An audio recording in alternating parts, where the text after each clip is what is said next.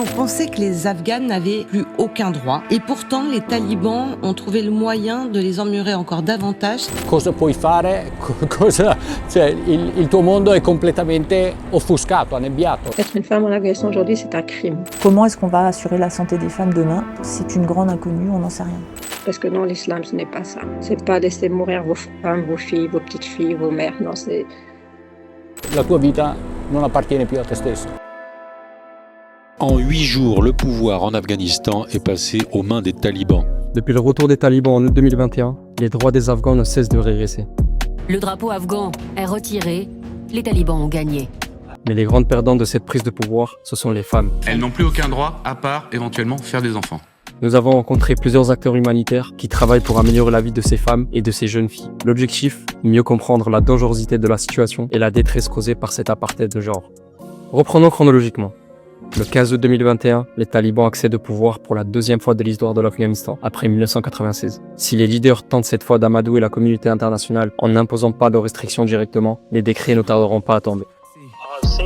Il n'y aura aucune vengeance. Nous nous attendons à une passation de pouvoir pacifique. Les femmes pourront aller à l'école, travailler, à condition bien sûr qu'elles portent le hijab. Dès septembre 2021, les écoles secondaires deviennent interdites aux filles. Ils ont dit eux-mêmes qu'ils allaient être plus inclusifs, c'était leur terme, plus ouverts. Tout le monde s'est posé la question, qu'est-ce que ça veut dire plus inclusif? Est-ce que les différentes ethnies pourront participer au gouvernement? Est-ce que les femmes pourront participer? Enfin, en quelle mesure ça sera participatif? En fait, on s'aperçoit que la situation est exactement la même que dans la première période où les talibans étaient au pouvoir. La première prise, c'était du premier coup, on interdit aux femmes, c'est tout. Et là, la deuxième prise de pouvoir, c'est on est allé tout doucement, on fait en sorte que le comité international nous reconnaisse, donc on y va tout doucement. C'est un état dans lequel les gens ont peur parce que les choses sont très arbitraires, il peut y avoir des décisions comme il y en a depuis 3 ans, 4 ans maintenant. Du jour au lendemain, on décide que les femmes ne vont plus travailler, on décide que la musique est interdite, on décide que...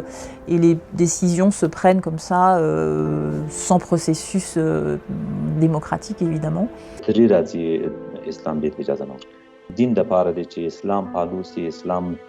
Donc les gens ne savent pas ce qui va leur tomber dessus, et les femmes particulièrement, puisque leurs droits sont restreints de plus en plus. Donc il y avait déjà peu de femmes, je vous le disais, en 2014 quand j'y suis allée pour la première fois, mais là maintenant on n'en voit pratiquement plus dans les rues. Dans ce jardin public, je ne vois que des hommes. Les femmes y sont interdites. Man mano che passa il tempo è sempre più complicato perché continuano a mettere nuove regole e non possono andare al parco, non possono fare feste, se non senza musica. Non possono parlare chiaramente in inglese, nessuno può parlare in inglese, anche online gli sarebbe proibito andare a scuola. Quindi in questo momento sì, per loro è molto triste come momento. Je vais dire un point positif, c'est le seul, parce que l'essentiel c'est quand même des points évidemment très négatifs, mais le seul point positif, c'est ce que je disais, c'est qu'il y a moins de problèmes de sécurité, puisque les talibans étant au pouvoir aujourd'hui, ils n'ont plus de raison de faire des attentats en permanence. Il y a quand même moins de problèmes. Il n'en reste pas moins que la sécurité n'est pas assurée parce qu'il y a quand même encore des groupements islamistes dans l'opposition, justement. Si la majorité des droits fondamentaux sont bafoués pour ces femmes, une interdiction en particulier représente un danger vital pour les Afghans. Comment soigner la population si les femmes ne peuvent plus travailler et étudier dans la médecine?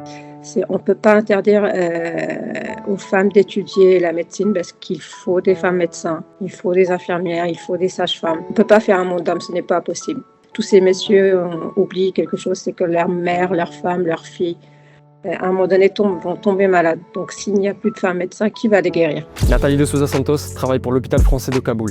Celui-ci compte environ 180 lits dédiés aux pathologies de l'enfant et de la mère. L'établissement compte environ 1000 salariés afghans, dont 300 femmes qui ont été formées par la chaîne de l'espoir et la fondation Aga Khan. En décembre 2022, un décret annonce l'interdiction aux femmes de travailler. L'hôpital a été mis en difficulté parce qu'on s'est dit si les 300 femmes arrêtent de travailler, ça met à terre tout un tas d'activités, des services vont fermer. En fait, il y a eu ensuite un contre-ordre, si je puis dire. Ils sont revenus sur leur décision en disant mais bon, dans le secteur de la santé, et notamment dans les ONG, les femmes peuvent continuer à travailler.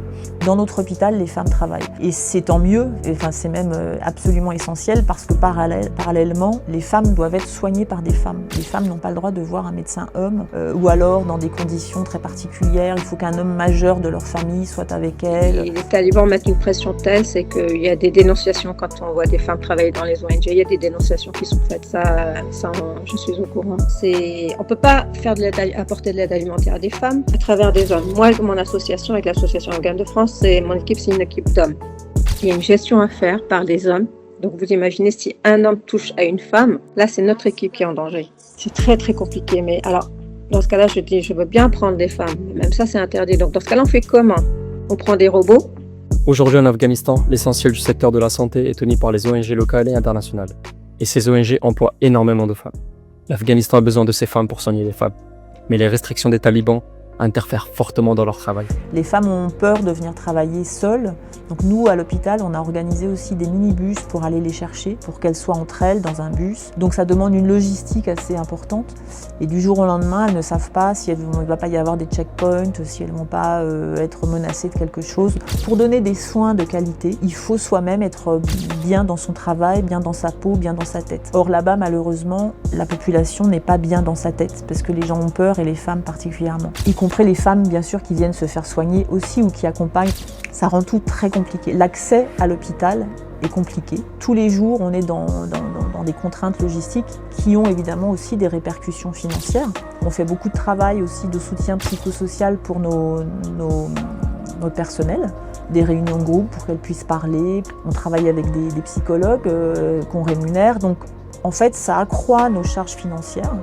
Et c'est autant d'argent qu'on ne peut pas mettre au bénéfice des patients. Selon l'OMS, le taux de mortalité maternelle est l'un des plus élevés au monde, avec 638 décès pour 100 000 naissances vivantes en 2021. Depuis décembre 2024, les femmes ne peuvent plus étudier dans le supérieur, ce qui soulève des grandes interrogations quant au bon fonctionnement du système de santé afghan pour les générations futures. به نظر من اونا از ما میترسن چون وقتی میفهمن که ما درس بخونیم فهمیده تر میشیم و مطمئناً با اینا مبارزه میکنیم. Mais il n'y aura pas de nouvelle génération de médecins, il n'y aura pas de nouvelle génération de sages-femmes, d'infirmières, il n'y aura pas de nouvelle génération d'aucun métier pour les femmes. Pour toutes celles qui actuellement ont quand même certainement cette chance de pouvoir travailler, toutes celles-là, une fois qu'elles seront à la retraite, eh bien, il n'y aura pas de reprise. Donc d'ici 15-20 ans, eh bien, les femmes se feront soigner comment?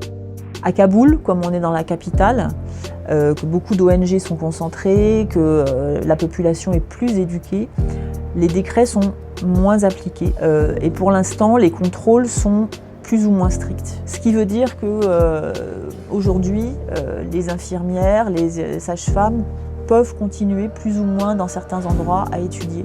Mais bon, ce qu'on voit, c'est que les taux se resserrent de plus en plus et qu'on est très inquiet évidemment sur toutes ces jeunes filles qui se sont engagées dans des études d'infirmières, de sages-femmes, de chirurgiennes. Bon bah demain, on risque du jour au lendemain de leur dire allez là, cette fois-ci c'est vraiment terminé, vous rentrez chez vous. Et que vont-elles devenir? Mais surtout que vont devenir la moitié de la population afghane qui sont des femmes et qui ont besoin de se faire soigner et qui ne peuvent être soignées encore une fois que par des femmes. Comment est-ce qu'on va assurer la santé des femmes demain? C'est une grande inconnue, on n'en sait rien. Ils utilisent la religion pour exiger des femmes qu'elles restent à la maison et dire que l'école ou l'université ne sont pas des lieux sûrs pour les filles. Un autre point semble crucial lorsqu'il s'agit de la condition des femmes en Afghanistan, la santé mentale. Alors comment ces femmes parviennent-elles à tenir le coup? À quoi s'accrochent-elles? Quelles sont leurs perspectives d'avenir? Le ressenti des femmes actuellement, c'est beaucoup de colère. Beaucoup de colère parce qu'elles le disent elles-mêmes, c'est qu'elles ont été abandonnées. Ils ont le plein pouvoir sur elles. Ces femmes, elles sont, comme je le disais, elles ont peur, elles sont tristes, elles sont dépressives, il y a beaucoup de suicides de femmes. Donc il faut qu'on puisse prendre soin de leur santé mentale, leur santé psychique. Il faut qu'elles puissent retourner à l'école, c'est vraiment impératif. Outre l'urgence d'éduquer des femmes capables d'assurer l'avenir d'un pays, l'école doit servir d'outil d'espoir et d'ambition pour se projeter vers un futur meilleur. Fabio Diamante, créateur de l'association Princesse Amani, organise des cours en ligne destinés à ces jeunes femmes afghanes de 14 à 20 ans. Son but est simple, éclaircir la vision sombre qu'elles se font de leur avenir.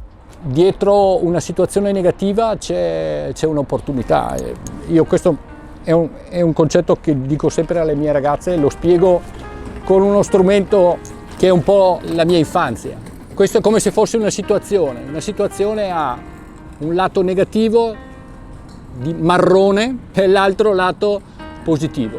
È la stessa identica situazione. Le ragazze, quando ci siamo conosciuti, vedevano solamente la negatività, perché questo è quello che gli presentavano. Non puoi fare questo, non puoi andare a scuola, non puoi questo.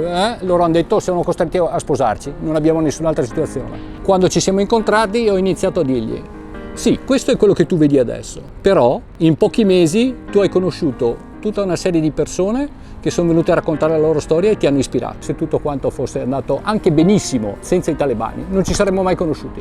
Tu non avresti oggigiorno la possibilità di nemmeno immaginare di andare all'estero a studiare. Quindi ogni situazione può essere vista da più lati differenti ed è la stessa identica situazione. Pour inspirer ses élèves, Fabien invite des femmes de tout horizon dont le parcours forge le respect et l'admiration. Et pas seulement. I am from Afghanistan, like you guys. Stiamo facendo delle connessioni con delle scuole italiane, stiamo mettendole online, scuole italiane, scuole afghane, segrete. Quindi questo è un'opportunità impressionante questo. In Occidente ci sono un sacco di studenti che hanno tutto ma non sono felici e addirittura in Italia c'è dal 18 al 20% di abbandono scolastico per le scuole superiori. Dall'altra parte non ci sono scuole superiori ma hanno una fame incredibile di studiare. Noi li mettiamo assieme, facciamo un paio di incontri all'anno. Quello che è accaduto dopo un'ora che abbiamo fatto un meeting, un incontro, gli studenti italiani hanno detto abbiamo imparato di più in un'ora che in 2 mesi e mezzo di scuola. La situation des femmes en Afghanistan est une tragédie humanitaire et un enjeu majeur pour les droits humains. Cependant, leur résilience et leur courage continuent d'inspirer ceux qui plaident pour un avenir meilleur.